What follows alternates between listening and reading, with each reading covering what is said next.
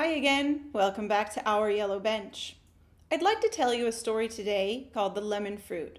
It's from Syria, and in this story, you're going to learn about how something as small and simple as a lemon can be very powerful in terms of honesty, understanding, and empathy. Listen, watch, and enjoy the story.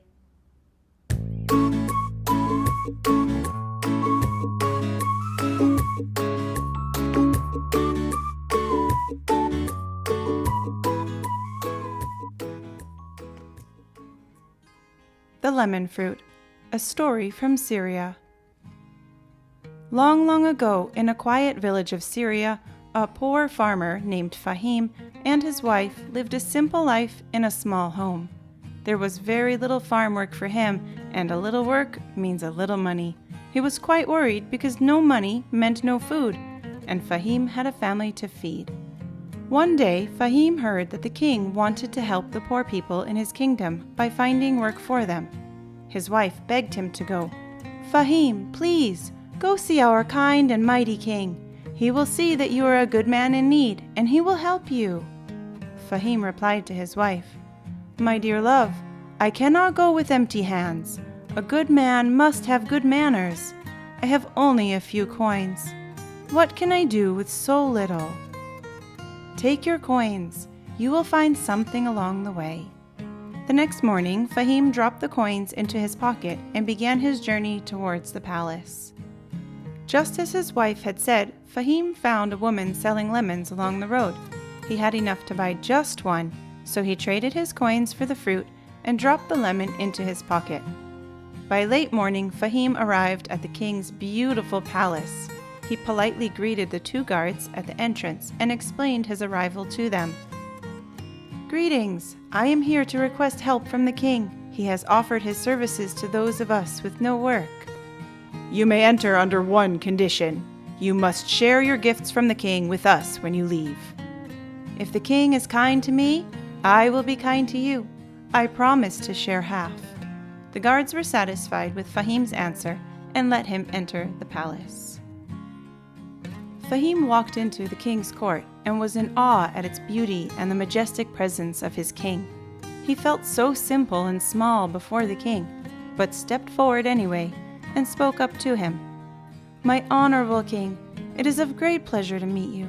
Please accept my simple gift of a lemon. It may be small, but it is all that I have."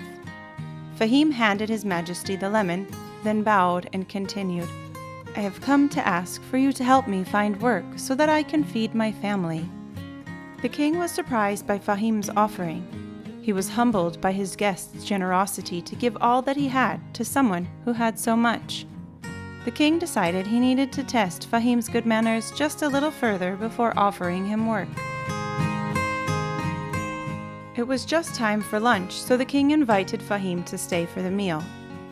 They entered the dining room to find a huge tray of rice and a large roasted turkey. After the king, his men, and Faheem were all seated, the king asked Faheem to serve the food. Faheem tried to detest, but the king insisted. Nervously, he cut the turkey and served the king the turkey's head first, then the wings for the king's sons, the thighs to the minister, the back to the queen, and lastly the breast to himself. They all enjoyed the meal. When finished, the king said, "Faheem, thank you for serving us today. Please tell me, how did you decide on what to serve to each of us?"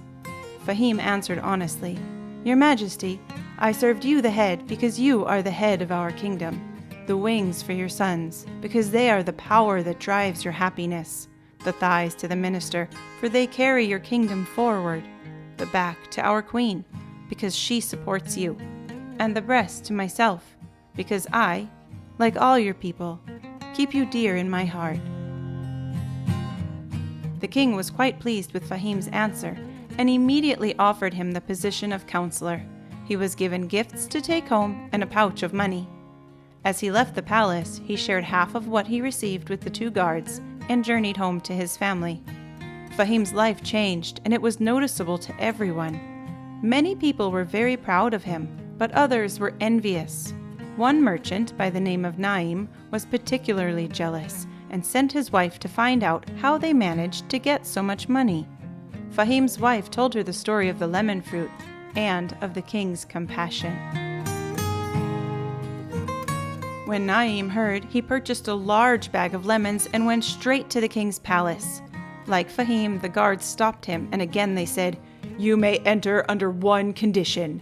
You must share with us your gifts from the king." Naim agreed, although to himself he said, "Are they stupid? Of course I will give them nothing." Naim entered the king's court and immediately approached the king. "My king, I am Naim. I bring for you this bag of lemons." Naim passed the bag of lemons to the king, but the king found it very odd to have two guests, both bringing him lemons.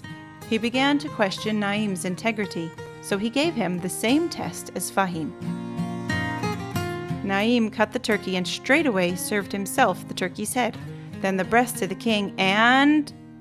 "Wait, stop," interrupted the king. "Naim, can you tell me why you have served me the breast?"